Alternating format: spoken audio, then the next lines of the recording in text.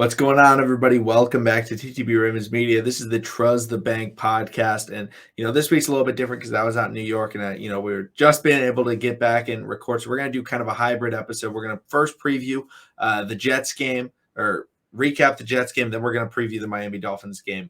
In the end of the podcast. So let us know, if you're watching this on YouTube.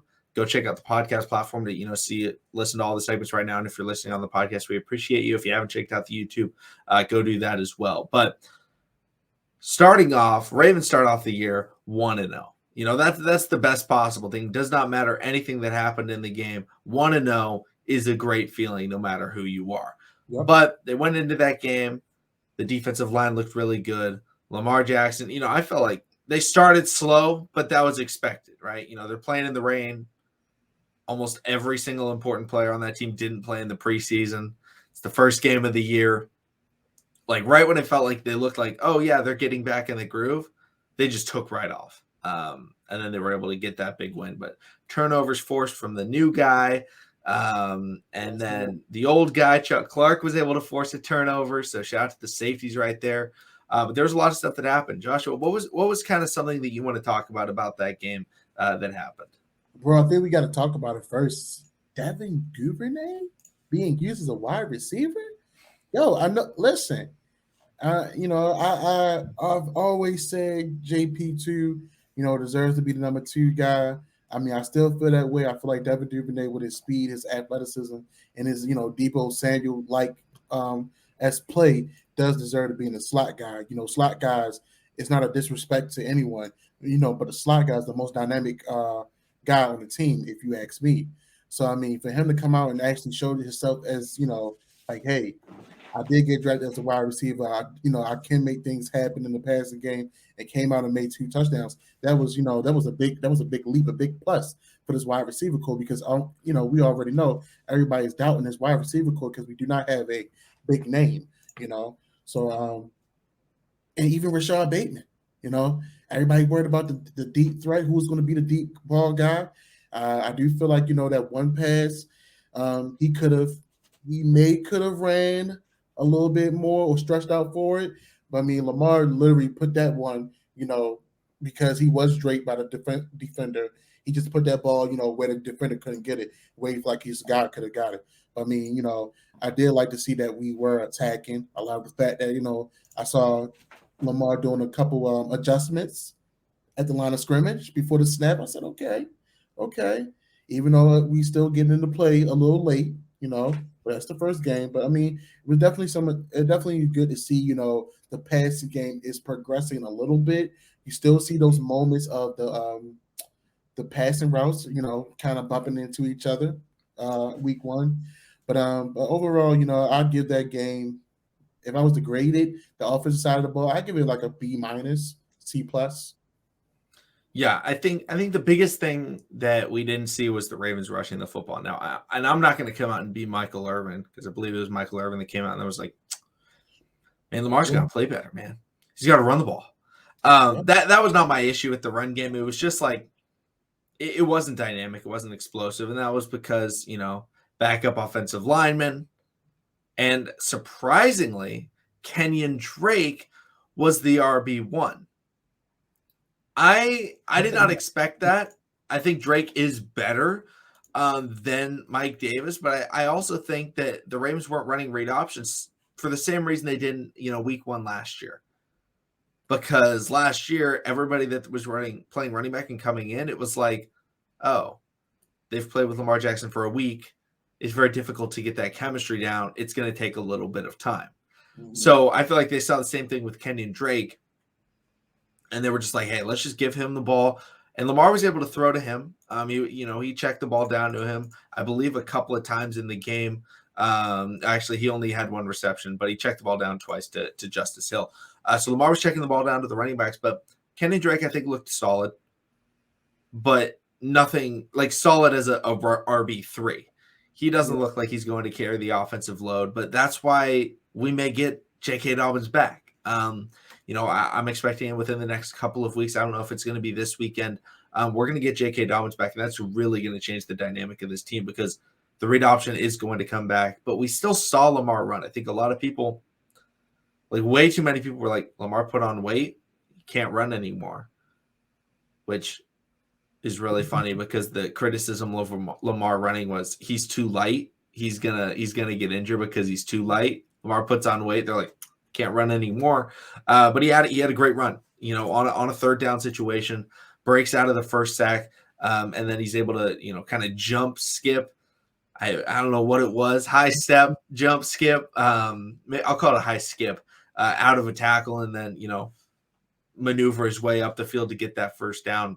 And I want to say that was in the third quarter, it was in the third quarter. Those are the types of plays that we're used to seeing Lamar make. And we weren't seeing that in the first half, but I felt like the first half it was very conservative play calling wise. But that's also, I think, because they're like, hey, let's get everybody back in the groove of playing organized football against opponents. But I don't know. What did you think of Kenyon Drake, Joshua?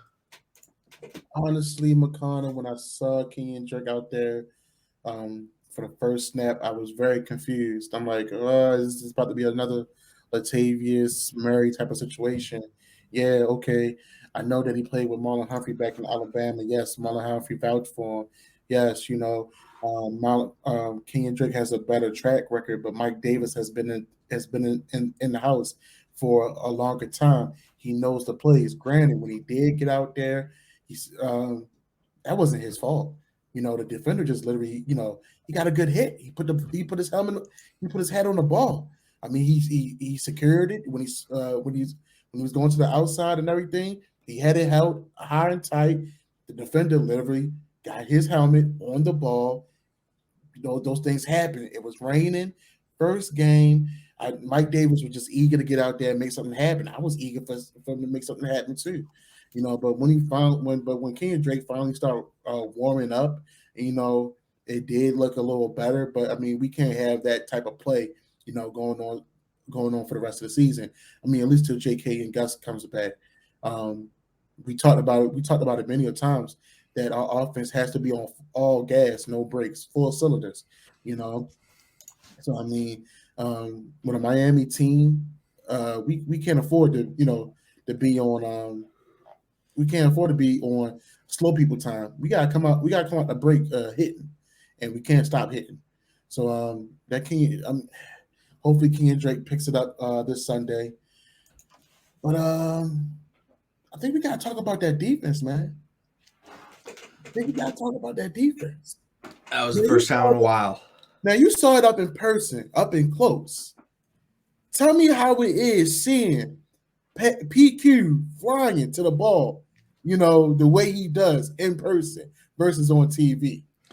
Yeah, so about Patrick Queen. So I went to see the game with my parents, and they're not Ravens fans. They don't, they watch Ravens games when I'm watching Ravens games or whatever. But they're not following the Ravens, super closely. And I'm watching the game, and I think it was the second quarter.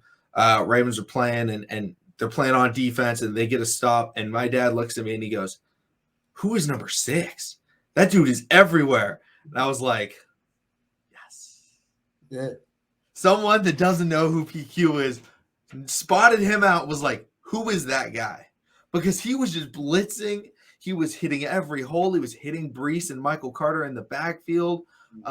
He looked very, very good in that game. And I think that started it all, right? He's hitting the holes. Yeah. The defensive line is getting that interior pressure. And the secondary was making plays. Marcus Williams, the new addition, interception, first game. That was something that, really wanted to see. Reminds me of another Ravens safety in the first game against an AFC East opponent that got their first interception in a big win in an away game. Mr. Earl Thomas. Earl Thomas intercepted Ryan Fitzpatrick in 2019 in his debut game with the Ravens. Now, hopefully Marcus Williams is better than Earl Thomas was, but that season, bringing in a play, because what did we need when we signed Earl Thomas? It was, we're not getting interceptions. We're not having our secondary make those plays. We bring him in, interception. Deshaun Elliott, I like Deshaun Elliott. I don't know if he's catching that ball. It wasn't a crazy difficult play, but it was, hey, you got to be in the right place. Then you got to jump up, time it, get your hands on the ball. And then he returned it, got it into a position where the Ravens were able to make an easy field goal on that next drive. But we saw the safeties. We saw Chuck Clark out there every play. We saw a lot of Kyle Hamilton. We saw Chuck Clark force a fumble. Yeah. And we saw the coverage of Marcus Williams, and he was making plays. So the defense overall was missing some pieces. Yeah. And they were still very dominant. Like, I remember seeing the stats after the game, and I was like, what? Yeah. How do these don't look right? Like, it did not feel like the Jets vastly outgained the Ravens in yards. It didn't look like Joe Flacco threw for 300 yards. It was like, wow, they're getting stopped and they are getting nothing at any point. Like, they can't do anything is what it felt like. Yeah. Which reminds me not of Wink Martindale, but Mr. Dean Pease.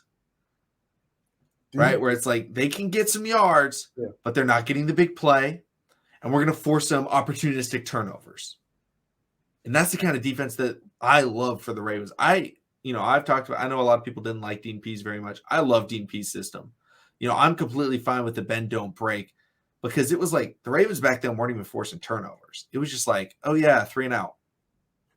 Forcing incompletion, got to stop on 3rd and 1. They tried to run the ball. You stuffed them. I would much rather have that than, oh, we blitz all the time. Yeah, every game we give up a 55-yard touchdown, but every once in a while we get a sack on 3rd down because we sent all-out pressure every time on 3rd down. I much prefer that. So I thought Mike McDonald did great. I thought most of the players on the Ravens played very well. I even saw Brent Urban out there.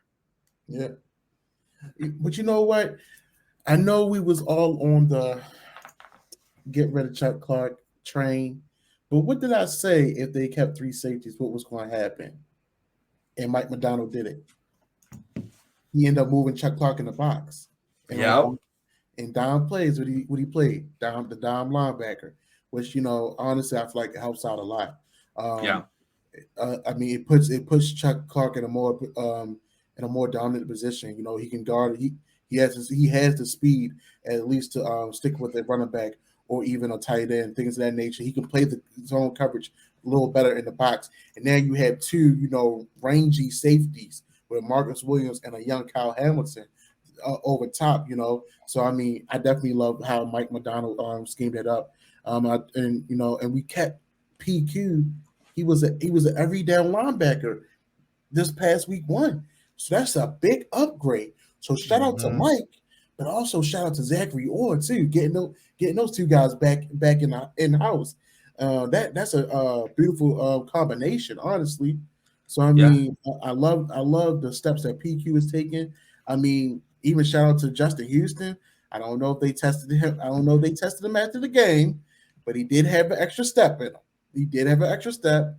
Adafi, no, he didn't get no sacks, but he still caused enough disruption where it opened up for everyone else to eat. So, I mean, his time is coming. This defense, they look good. I know we got some people that's a little banged up coming up this Sunday, but we're going to see how that plays out. And we're going to work with who we got. Yeah, I think throwing Chuck Clark in the box allows the Ravens to take out Josh Bynes and have Patrick Queen with a better coverage player than Josh Bynes at the linebacker, basically at the linebacker spot. Yeah. And Patrick Queen, like in the passing situations, I didn't notice any situations where I was like, man, Patrick Queen, you're way out of position. Like everything that I felt like I was seeing out of Patrick Queen, I was like, I'm really loving what I'm seeing. And he's hitting the holes and he was wrapping up.